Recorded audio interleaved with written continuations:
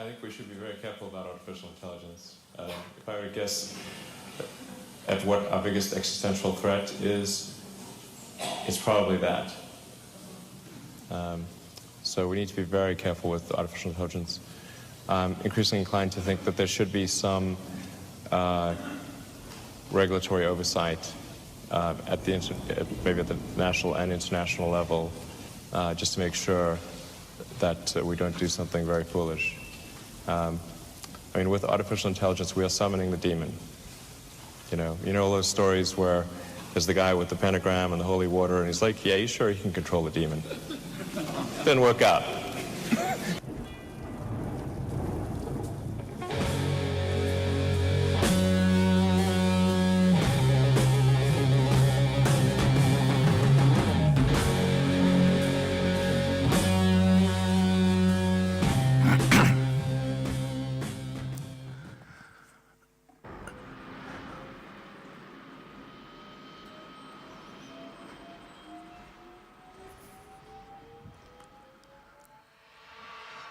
On the screen behind me, you can see two videos playing side by side. One shows a short clip of a well-known sci-fi film. Anyone recognize it? Blade Runner. It's an interesting film that riffs on the notion of what it is to be human and what it is to be a machine. Now, on the right-hand side, the right-hand video, on the other hand, is an unusual video. It was not curated by man or woman. It was created by Elon Musk's demon, an AI. In fact, to be technical, it was created by a deep auto-encoder decoder network by one of the grad students at Goldsmiths University. What they did, they took frame after frame from the film Blade Runner, presented that to the deep auto-encoder decoder network, and for itself, without any human intervention, the network worked out 200 interesting features where interesting was defined by the network itself in each frame and represented them as a vector of 200 reals. The decoder part of that system then took those 200 reels and reconstituted a video from that. I think you'll agree, from 200 numbers, the results are nothing short of fantastic. In fact, so much so that when Terence put a video of his work onto YouTube, he received a cease and desist copyright infringement notice from Warner Brothers.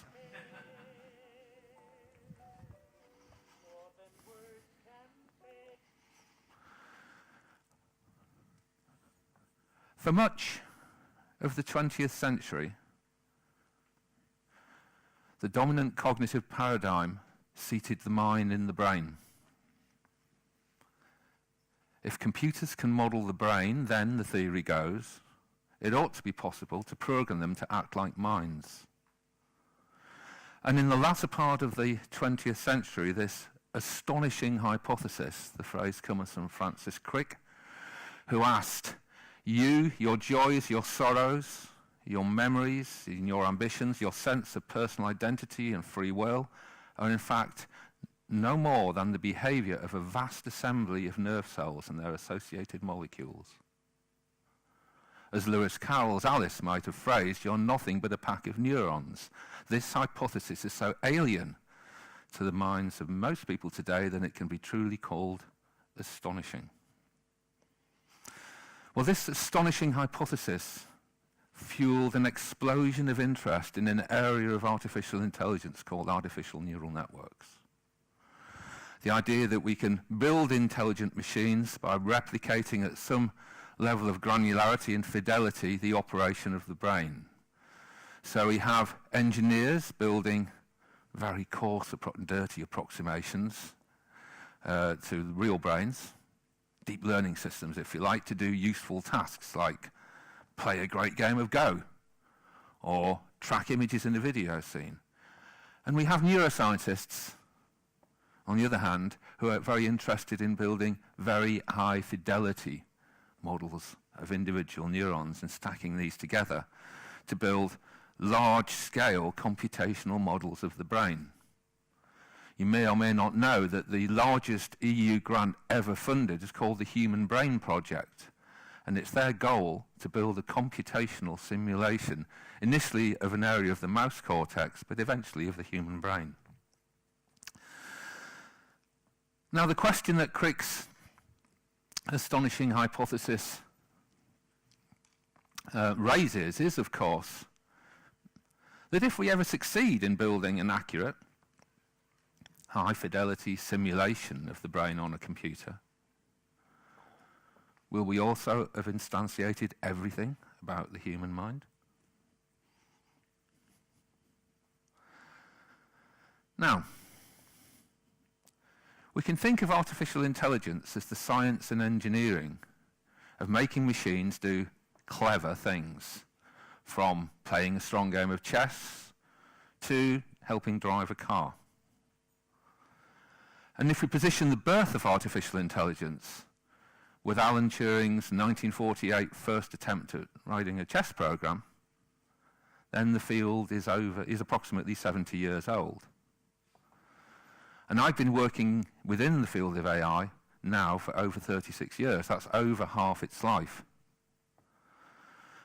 And fashions and fads have come and go over that time, but nothing has been quite like the excitement that is around artificial intelligence now. As an example of this hype, happened to me a few years ago with some software we developed with Art UK and the University of Reading called Spend Insight. Spend Insight used AI to identify price variance. Sounds really tediously boring compared to building terminators, but that's what pays the bread and butter of our work at T-Cedar. We were designing software that would identify price variance on NHS procurement contracts.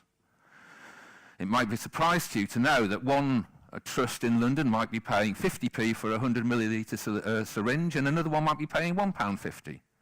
Now, if everybody could buy at the cheapest rate, that has the potential to save the NHS a lot of money. Well, the software we developed, and I believe this was back in the day, but I believe it's still being marketed by Art UK, called Spend Insight, was actually audited and used by the UK National Audit Office. So now for once we can give real data that's been independently generated for our software, not just some marketing hype that I've come up with.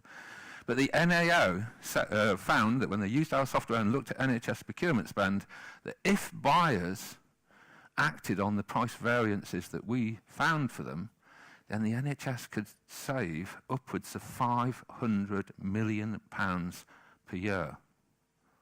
And that's an awful lot of doctors and nurses.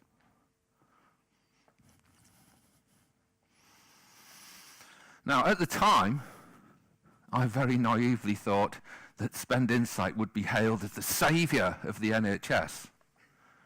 I mean, it wasn't, of course, and I doubt that many of you, if any, will have ever heard of it before.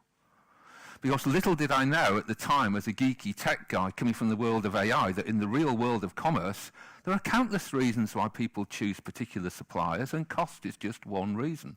So just flagging to someone that they can buy their syringes 50p or £1 cheaper doesn't necessarily mean that that person's going to buy them. And just reflect for a second, even if the cost was the only reason, imagine going to your boss, you've been buying syringes for the last 20 years and paying £1.50 for them at a unit cost, and you suddenly say, well, actually, boss, I've discovered that my colleagues down the road have been getting these for 50p. It's not going to actually be a great message for you to take to your boss that you've been overspending for all that period of time. So as an aside, when we began to realise that these price variances weren't getting acted upon, we began to look at other ways we could get that information out in a more positive manner. So we actually linked that work with another system called Green Insights that told people the carbon footprint and how much of a reduction in the carbon footprint would accrue if they purchased syringes from X supplier instead of Y supplier. And that actually helped people take advantage of the price variances we identified. Nonetheless, at the time, this was big news. It was on the front pages of many of the newspapers, 500 million per year potential savings. It was actually debated in Parliament. But like many bubbles in AI, it's not something that you hear about so often now. Now, on the screen behind me are 3 example applications of deep learning, which is a particular type of neural network technology that's become very common and much in the news these days, that to me seem almost magical. On the right of the screen, you see a deep learning neural network processing a grey level image. That's an image that doesn't have any colour information in it at all. And using just grey level image, the deep learning neural network produces a believable coloured image of me. If you know anything about colour physics at all, that seems to be just not possible. But there you are, you're seeing it in front of your eyes. We can't guarantee, there's no way that's actually a ground truth. There's no claim that that coloured representation is actually the colours that pertained when that image was taken. But it does nonetheless produce a believable coloured image. That seemed astonishing when we began to work on that. Again, the firm that was funding this was very interested. They had a big library of black and white photographs which they sold to magazines and newspapers. And it'd be very helpful for them if they could market some of their black and white images as coloured images to some of their buyers. And so this is the idea. We said we're going to train this, we're going to give our Just system... a minute. I need to pause that a second. On the top right of the screen, conversely, we see a system from IDS. And again, when I began my work in artificial intelligence in 1982, I initially began to work in computer vision. And the thought that we might have in 2015, 2016, a system that could take a real-time video stream and automatically track something as complex as a company logo, DHL, in real time would have seemed astonishing to me. And yet that's what we can do now. So that system enables you to track a logo and video stream in real time, and that enables you to sell that information to advertisers. Imagine you're watching a football game, you can see for how long your logo is within, say, 10 pixels of the ball, and that can actually add value to your advertising. Now, the third example of deep learning that seems almost magical, I want to introduce Peter Norvig to tell you about it. 10 million YouTube videos. But for the first experiment, we'll just pick out one frame from each video. And so you sort of know what YouTube looks like. We're going to feed in all those images, and then we're going to ask it to represent the world. And so what happens? Well, this is YouTube, so there will be cats. And what I have here is a representation of two of the top-level features. So the images come in, they're compressed. We build up representations of what's in all the images, and then at the top level, some representations come out, these basis functions, these features that are representing the world. And the one on the left here is sensitive to cats. So these are the images that most excite this node in the network, the best matches to that node in the network. And the other one is a bunch of faces on the right. And then there's tens of thousands of these nodes, and each one picks out a different subset of the images that it matches best. So one way to represent what is this feature is to say this one's cats and this one's people, although we never gave it the words cats and people, it's able to pick those out. We can also ask this feature, this neuron or node in the network, what would be the best possible picture that you would be most excited about? And by process of mathematical optimization, we can come up with that picture. And here they are. And maybe it's a little bit hard to see here, but that looks like a cat, pretty much. And that definitely looks like a face. So the system, just by observing the world without being told anything, has invented these concepts. Invented these concepts. We have a system, an AI, that is inventing these concepts. My ears pricked up when I heard Peter say that. In case you haven't come across Peter's work before, and I would have thought anyone who's had anything to do with AI most certainly will have done. Peter Norvig is one of the fathers of artificial intelligence and currently the director of research at Google. Now, in this work, Peter's group ran experiments that asked informally, if we think of our neural network as simulating a very small scale newborn brain and show it YouTube video for a week, what will it learn? The team's hypothesis that it would learn to recognize common objects in the videos. Indeed, to their amusement, one of the artificial neurons learned to respond preferentially to images of cats. Now, remember, this network has never been told what a cat is. It's never been given a labelled image of a cat. Instead, the claim is from Peter that it discovered what cats were just by looking at these unlabelled videos from YouTube. That's what Peter meant by self-taught learning. Now, Peter's group in a groundbreaking paper from 2012, Conjecture, and I'll have to read this. The focus of this work is to build high-level, class-specific feature detectors for unlabelled data. For instance, we would like to understand if it's possible to build a face detector using only unlabelled data. This approach is inspired by the neuroscientific conjecture that there exist highly class-specific neurons in the human brain, generally and informally known as grandmother neurons, which in turn, if they exist, this adds weight to the philosophical conundrum of whether there exist natural kinds of entity. Now, part of my background is in analytic philosophy. I was lucky enough to spend some time at the University of Reading studying that. And I was aware that the very existence of natural kinds is kind of an unsolved problem in analytic philosophy. So when we're getting the group from Google, claiming that we can develop a system that can automatically learn for itself what a cat is, effectively suggesting there's some kind of natural kind of cats in the world, my skeptics' ears and alarm bells began to ring. This didn't sound quite true. And I want to come back to this particular example later on in the presentation. Now, can you just give me an idea of your expertise? Who here has played around with TensorFlow or Caffe or any deep learning toolkits? I've had some ideas of using. Thanks.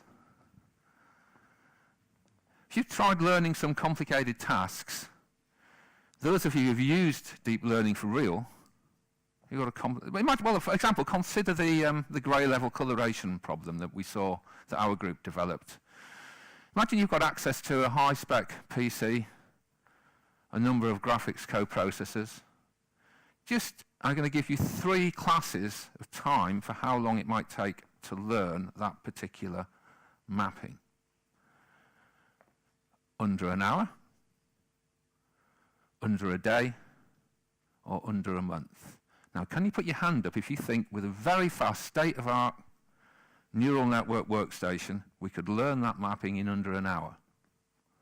A couple of you. Under a week. Anyone think it might take up to a month? Just a handful. Well, actually, that's how long it took.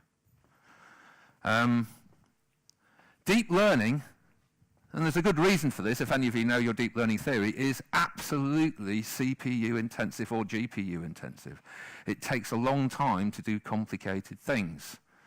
Effectively, because your delta term, if you're using a gradient descent learning method, becomes asymptotically small with an increase in the number of layers in your deep learning neural network. So, and that training time effectively limits the application of deep learning technologies in the real world. It's unlikely, without very dedicated high-performance hardware or a very simple problem, that you're going to get many deep learning applications running in real time, for example, on your phone. Conversely, and all the effort these days tends to be looking at graphics co-processors, putting extra hardware to get your deep learning technology working in a reasonable time. And I believe that's the kind of hardware that Apple have invested into in their latest generation of phones. But just imagine if you can turn the tables on their heads. And this is what we're trying to do at TCIDA at the moment. We're trying to think, can we develop a deep learning algorithm that doesn't take tens of millions or billions of training example pairs to learn the mapping you want, but can learn them in a few hundred or perhaps a few thousand presentations? Now, I'd love to be able to say we've solved the problem, we have this now, and I'd be a very wealthy man, no doubt, if I could say that, make that claim. We can't, but all I can say is our early work in this area is certainly promising.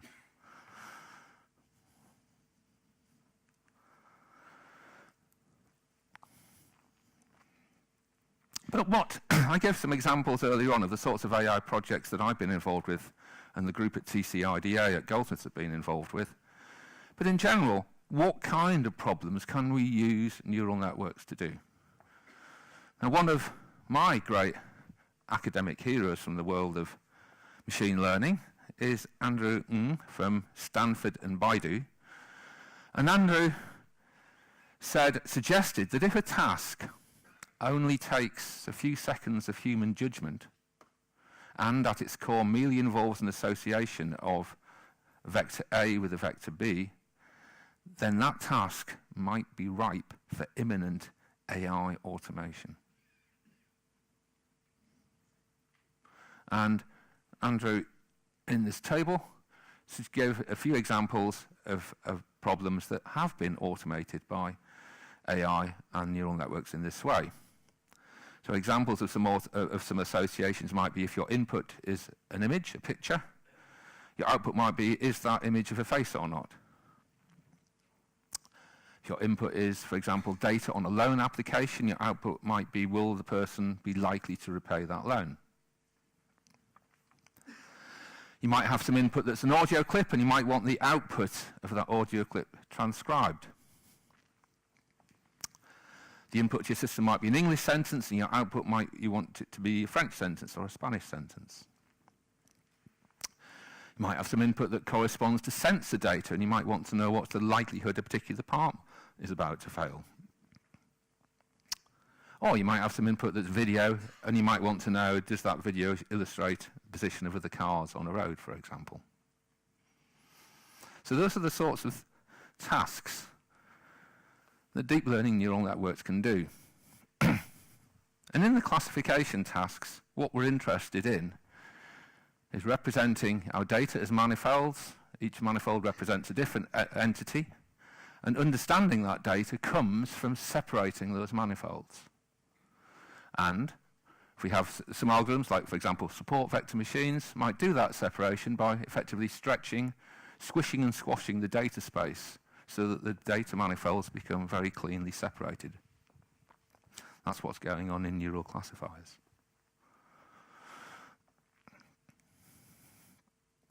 Well, those are the sorts of tasks that we can use AI on. But I think I want to suggest to you, there are two fundamental questions about the use of AI in neural networks that people who are interested in AI and neural networks really ought to think about, because they strike at the heart of what we can and can't do. The first question says, is every task that a human can think and execute, is every task that a human can do, can we engineer an AI to do that task? As we'll see later, I think there are some possible grounds for putting a question mark over that. But whilst I was chair of the AISB, I carried out a poll of our members. Now, the AISB is an academic organisation, primarily with some input from industry. But its members are nearly all people who are working at the coalface. These are people like yourselves who are actually designing, coding, and writing AI applications. Now, as someone who, if they're known for much in the world of AI, is known for being something of a skeptic about AI, I mean me, it came to me as a great shock and disappointment that the majority of our members, when polled, actually answered that question, the first question, in the positive. They thought, yep, you give me a problem and give me enough time and money and I'll get you an AI solution for it. They couldn't see any reason in general, the members couldn't see any particular a priori reason why every human task could be automated. Now, the second and related question is and I think just before I go on to that, there's some evidence to back up that positive conclusion. If you just look at some of the examples of AI in recent years, I didn't ever think I would live to see an AI system beat the world's best Go player, just because of the way that the game tree expands so rapidly in Go. And yet we have. We've seen IBM's Watson beat the best Jeopardy players, a problem that fundamentally involves common sense reasoning. In Jeopardy, you've got to, given a statement, which is effectively an answer, you've got to work out what the question was. Like London, and the question might be the capital of England. And that involves fundamentally a lot of common sense knowledge. And there were some people in the 60s and 70s who, most notably Dreyfus, who thought that getting computers to understand common sense knowledge about the world would be a very, very difficult task. So when we've had an AI system that seems to do really well at a problem that's fundamentally involves common sense, you've got to sit back and take note. So the results of our poll were that the majority of members thought, yep, there was no a priori reason why any task that a human could cognate, could think about, that we couldn't automate that with a suitable AI. Now, the second related question is, can we then go on to build what's called in the field an artificial general intelligence? Because at the end of the day, if we've got to engineer a particular AI to every single problem we might ever come across, that's a bit of a pain. It's not quite like the Terminator or the replicant model from Blade Runner, where people just seamlessly, just like humans, apply knowledge from one domain to another. If it's the case we've just got to laboriously go through this training process and teach a system on everything they might want it to do, then that's going to limit the actual practical use of AI in the real world. But again, the members of the AISB, the oldest society for study of artificial intelligence in the world, by a significant majority, when polled, a majority of members thought that in the time span coincidentally predicted by futurologists like Ray Kurzweil from Google, Ray's predicted that by the year 2045, humanity will have reached an imminent technological singularity when computers will exceed human ability on all intellectual tasks. And that's kind of the result that our members fed back to me in that poll, and I was a little surprised about that. My own perspective is a little more nuanced, a little more skeptical. Now, to begin to understand why I have a degree of skepticism about what AI can do now, or indeed what any computational AI system might do, we need to look at what's going on when AI systems actually work. I put the slide up earlier on, by the way, showing you some of the projects I've been fortunate enough to work on over my career. And that's just to say one thing to you.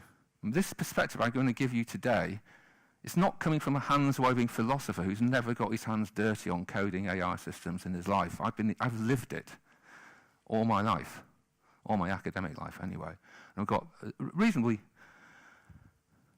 large amount of experience, considerable amount of experience building AI systems. And it's that experience that's brought me to this particular position I want to talk to you today about. So, first of all, I want to look at what happens when a deep learning system learns. Now, I'm going to give you, first of all, an explanation from Google's Francois Chollet. Francois observed in a chapter in his excellent book published this year on deep learning with Python, he made the following observation.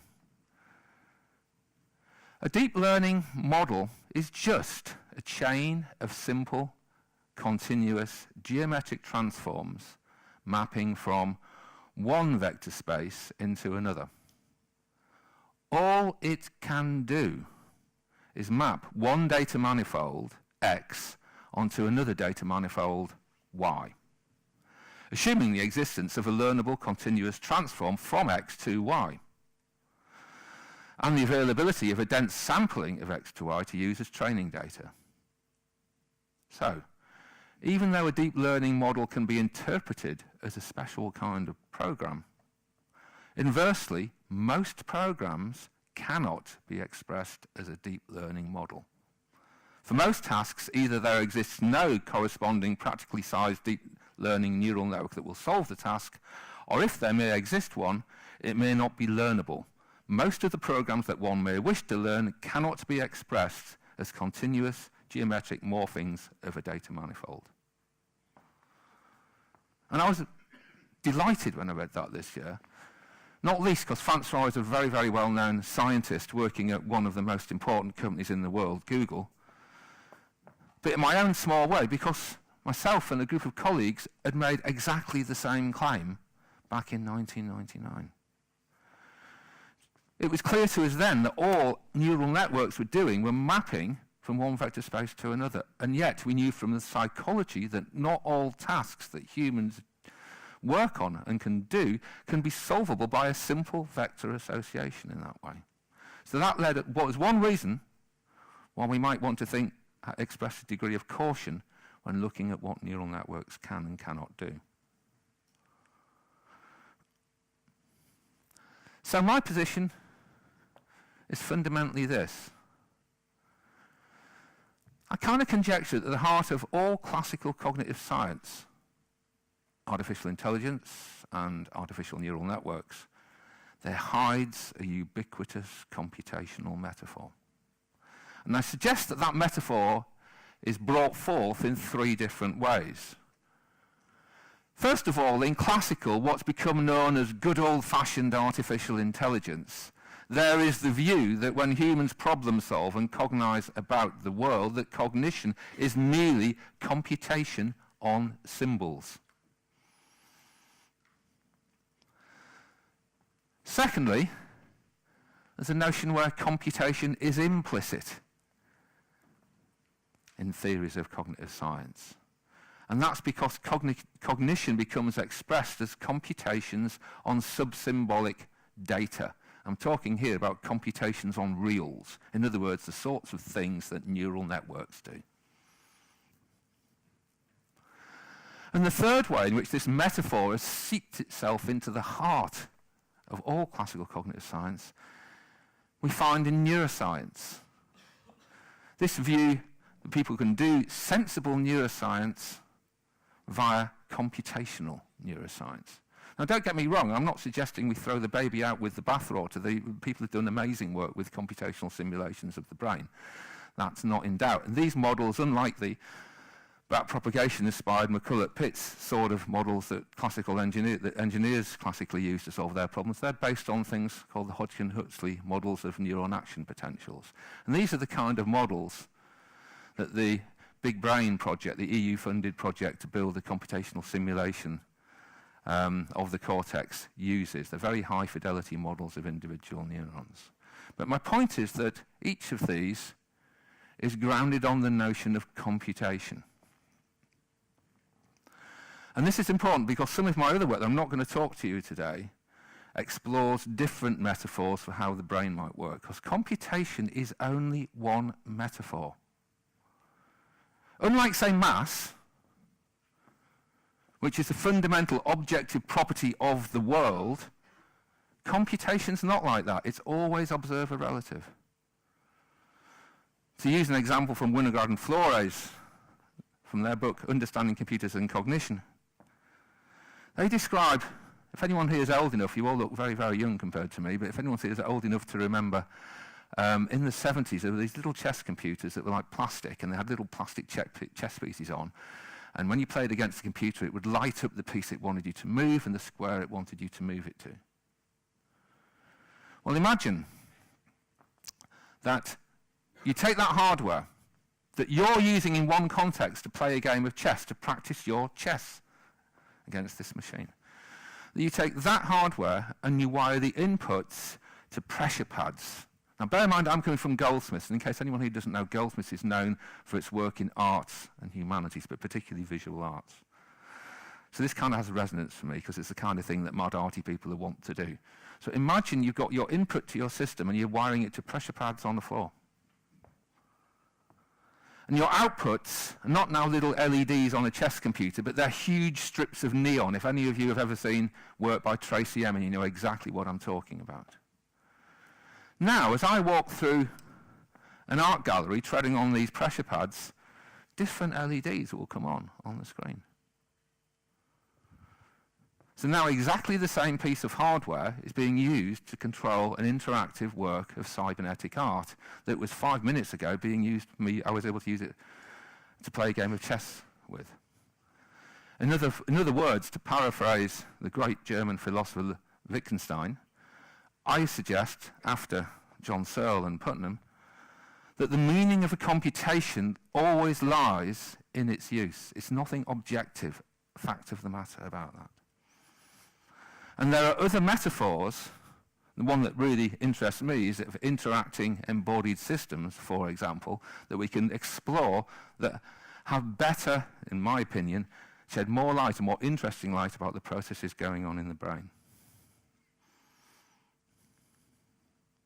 So, is there an impenetrable barrier between computational minds and real minds? I'm going to suggest to you that there is. It's what I call the humanity gap. And to help me lead you to this position, or at least lead you to think about this position, here I've shown 3 different slides of some funny, what to me are interesting issues that have caused problems for AI. This is an automatic video captioning AI system, and it observes that here we have a young boy holding a baseball bat. Now, computers make mistakes. That's fine, we make mistakes. We expect our AI systems to occasionally make mistakes. But if a computer had understood an image, that's just not the kind of mistake you would expect it to make. If it said it's holding up a blue toothbrush instead of a white one, or a white one that didn't have any blue on, some fine judgment like that, we might think, oh, fair enough, you're vaguely on the right track. But to say that's a young boy holding a baseball bat, I don't think anyone, even any 5 or 6-year-old child, even my 3-year-old child would make that kind of error. It's not the kind of error a human would make. Because I want to put to you that humans understand images in a way that fundamentally computers don't. Now the second, and this is one of my favourites, and forgive me if you've come across this before. I use it in my work. One of the examples that actually prompted me to accept the invitation to get involved in the International Committee for Robot Arms Control, because it genuinely terrifies me, the thought of autonomous systems interacting that control weapons, because things can escalate really, really quickly. And when you have, imagine South Korea and North Korea, I know for a fact that South Korea does now have autonomous robot sentry guards. They're made by Samsung. They're called Samsung SGR-A1 if you want to look them up on YouTube. Now, since South Korea's got these things, it's quite possible that North Korea might have them as well. It's not beyond the bounds of possibility to imagine row upon row of lethal autonomous weapon systems facing up to each other in a demilitarized zone in Korea. It's fine if AI behaves in an intelligent, respectable, beautiful way, the way how its designers intend it to, but what happens if things escalate? So here is an example of when things escalated in an amusing way. Pete Lawrence, an academic, a hoary old academic, wrote a book called The Making of a Fly. It was about fly physiology, of interest to a small number of people around the world. And the book was published.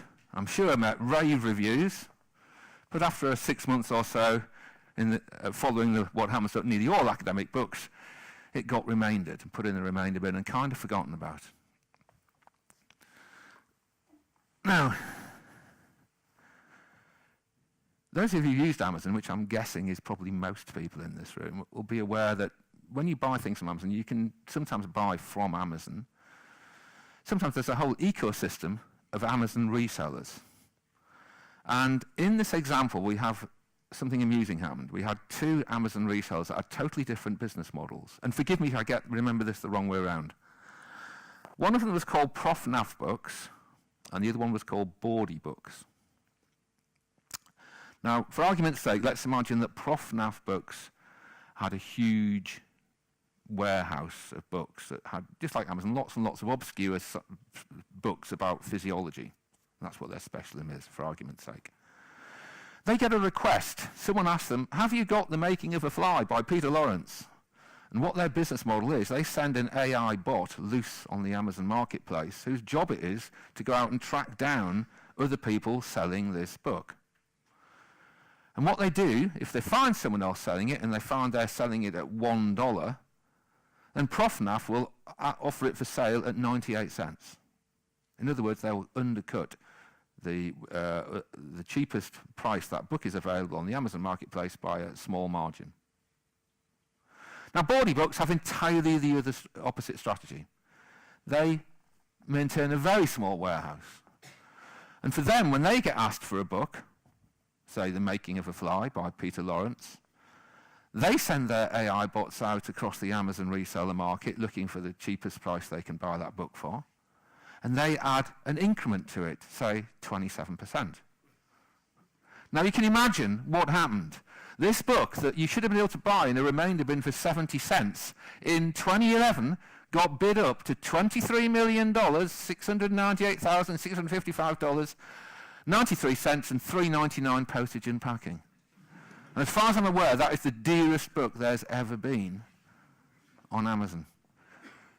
And the key point here is that these systems were interacting without meaningful human control because they didn't know what they were doing. The computers did not know the meanings of the bits they were so adroitly manipulating. And you get these stupid things happening, this artificially stupid. I prefer the name artificial stupidity than artificial intelligence because I think it really nails. These things don't understand anything about what they're doing. Not anything. They might be manipulating apples, bananas, books. The computer doesn't know what it's manipulating, what its programs are talking about. The third example comes from an incredible guy at Oxford University, a guy called Roger Penrose. If any of you watched that film about Stephen Hawking's, what's it called, Beautiful Mind, was it? I can't remember now. And you help me out, anyone? Can anyone remember? Theory of Everything, yeah. Now, one of the interesting things that I hadn't clocked when I saw that film, because I've actually debated these issues with Stephen Hawking in The New Scientist a year or so back. And it's not every day you get to proclaim a well-loved international polymath wrong about anything, but I do think that Hawkins was wrong about his pronouncements about having to fear an imminent AI apocalypse, in the same way that I think Elon Musk is misguided. But what was particularly interesting to me, having watched that film, is that Stephen was taught at Oxford by Professor Roger Penrose. And Penrose, in a much bigger way than me, is known as a full-time skeptic about what rule-based systems, what AI systems, computational systems can do. And just about a year ago, Penrose on one of his websites put up this problem that kind of illustrates how computer systems don't understand what they're doing. It's a chess problem. Now, I'm no great chess player is an exaggeration. I'm virtually no chess player at all. But even I, with enough guidance, can see that position fairly rapidly is a position for a draw. What was interesting, and when Penrose put some of the best, this position, it's a legal position by the way, into some of the best off-the-shelf chess programs that you could get access to, they thought for ages because of the superiority in one position. The programs kept looking and looking and looking, thinking there must be a victory when there wasn't one. And I suggest that the common element in each of those three problems that underpins them is the fact that the computer doesn't understand. That's why the computer's making these errors.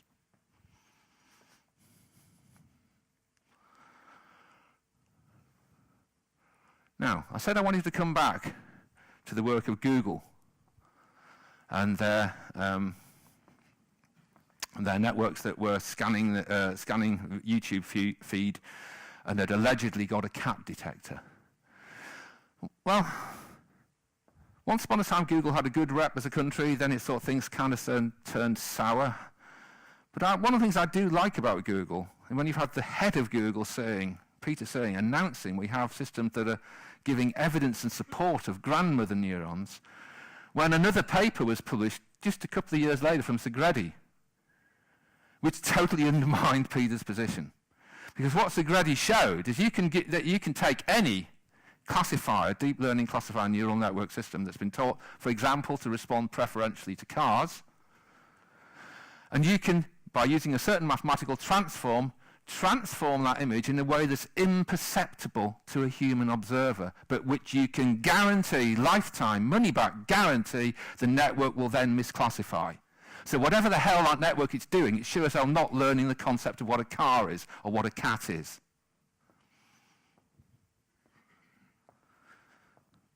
Now the second point about computers and understanding goes back to 1980. And this was one of the key things that happened in my academic development when I came across this argument. I started work as a postgrad, like most postgrads working in AI, very excited and fully confident that I might help one day make some incremental knowledge that would lead us to building intelligent, thinking, sentient machines.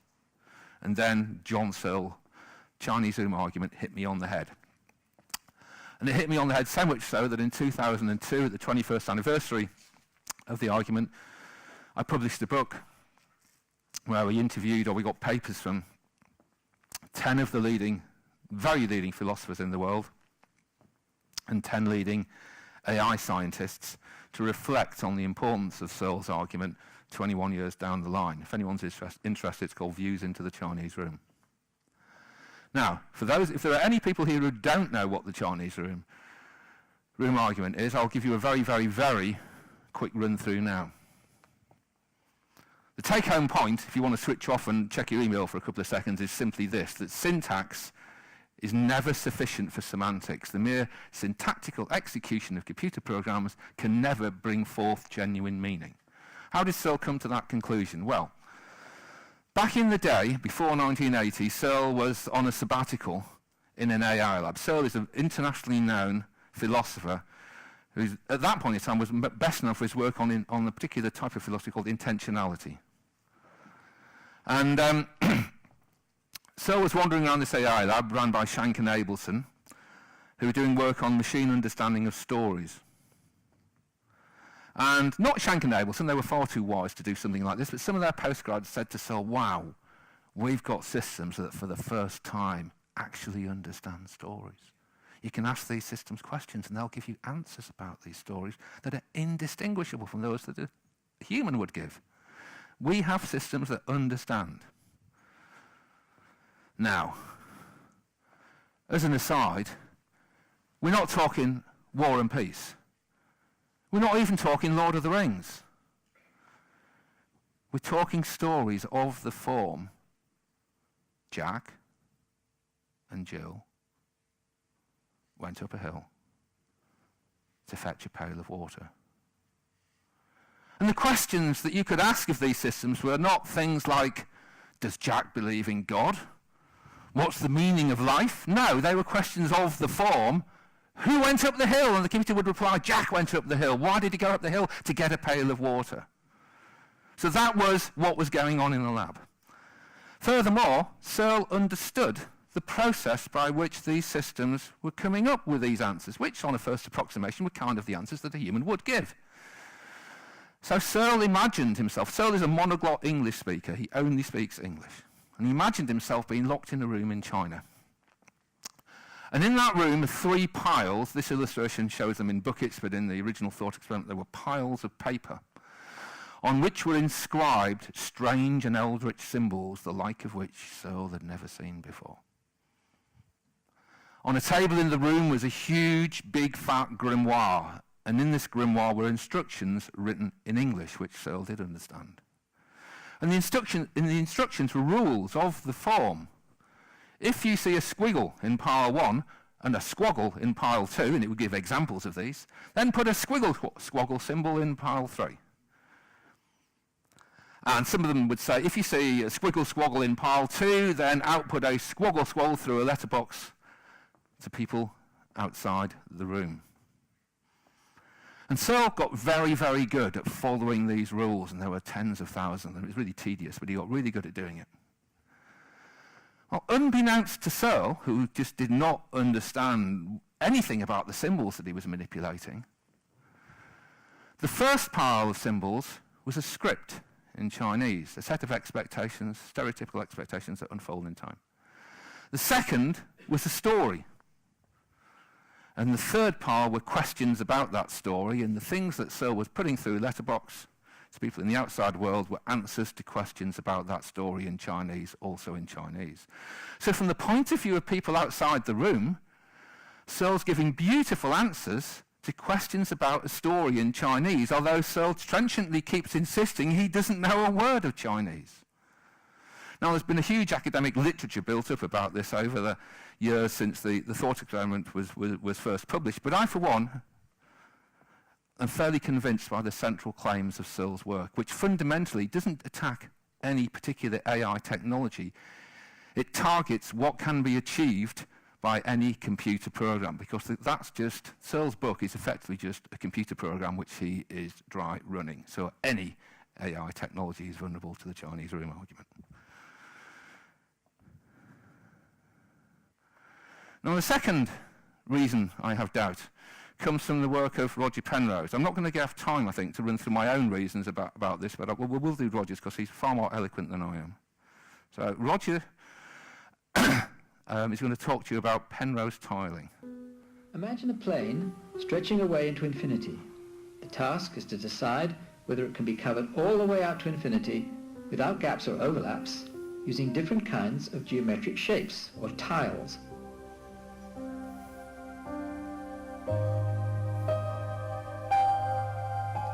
If we have just one shape of tile, say this regular hexagon, the answer is obviously yes.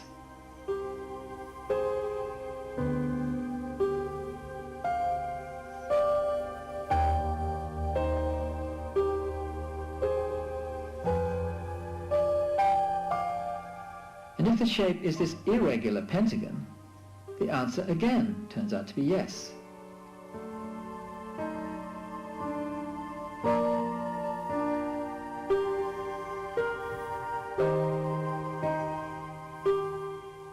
But if the shape is this regular pentagon, the answer now is an obvious no.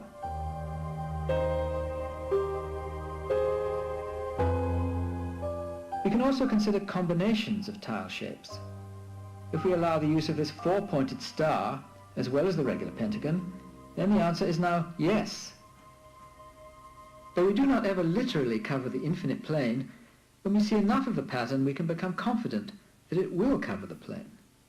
We can see this.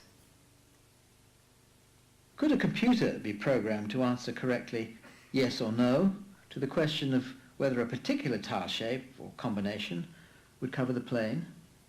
Being algorithmic in operation, it would have to have a program, rules to follow. What might they be? It's noticeable with the examples so far that where the shapes successfully tiled the plane, in doing so, they created repeating patterns.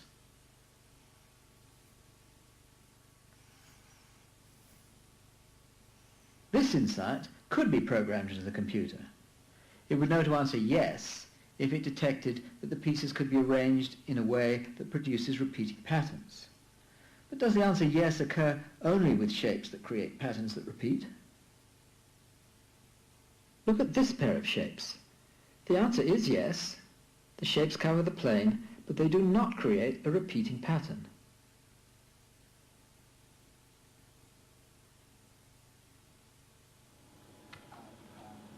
The computer would be stumped. It could use its brute computing power to keep trying the shapes to see if they could fit and create a repeating pattern. Failing in this, the computer would wrongly answer that the shapes will not tile the plane. We could tell our computer that this particular kind of non-repeating arrangement also gives the answer yes. But that wouldn't solve the general tiling problem. To do that, we would have to keep supplying new insights like this forever. But the machine's meant to be computing this, not relying on our insights. No computer, no matter how powerful, could ever be able to finish a computation which would enable it to solve the general tiling problem with the entire infinite plane. The solution is literally non-computable. I'm just going to very briefly say that the third of these arguments, which is an argument I've developed, called the dancing with pixies reductio ad absurdum, And in this argument, I show that if it is the case that a computer system instantiates feeling, feels the sharpness of a slap, or smells the ineffable scent of a rose, for example, if a computer program can ever bring forth feeling, then conscious feeling is everywhere. Panpsychism is true. And that's such an alien belief that I suggest that we're drawn to reject the first horn of the reductio and reject the idea that computers ever can instantiate phenomenal consciousness. So quite a technical argument. I'll be very happy to talk about it later in the day if any of you are interested, or you can look it up. But if correct, I'll show that computers will always lack sensation. So, to conclude, deep stupidity is the view that intelligence is rooted solely in ratiocination and computation, and this is a relatively modern view and a view that has not gone unchallenged. Indeed, I've challenged this fairly powerfully, I hope, in a paper entitled The Cognitive Computing Fallacy, Cognition, Computations and Panpsychism, in one of the early editions of the Cognitive Computing Journal back in 2009. I've highlighted in that paper 3 areas that seem to me fundamentally different from computers and humans. The first is that computers cannot, now nor ever will, understand the meaning of the bits they so adroitly manipulate. Second, following Roger Penrose, that computers now and always will lack mathematical insight and generalizing from that creative insight. And thirdly, that computations cannot explain sensations. Taken together, I think those arguments show there is a fundamental humanity gap between what can be achieved computationally and the human mind. And on the plus, if that's a negative result, the final point I want to leave you with is that cognitive science hasn't stood still. This computational view of the mind is rooted in the work of philosophers like Putnam in the 60s, who brought forth a theory of mind called functionalism, which led to computationalism. But cognitive science has moved on. These days, this is the new boy or girl in town that's causing the excitement. Views that the mind and our cognition is fundamentally embodied. You can think of the old view of cognitive science that thought that the essential aspects of our cognitive processes were kind of disembodied. It's actually kind of a dualist position because they thought you could understand the essence of what it is to cognize in a computer program that's distinct from the body that it's of a person. Well, new cognitive science inverts that and says cognition is fundamentally embodied, it's enactive, we bring forth our worlds, it's embedded in a culture, and it's based on ecological cognitive science principles. So that's a flavour of some of these other approaches to cognitive science that are not computational in view. The world has moved on. And so with that, I think it's time for me to thank you for your attention.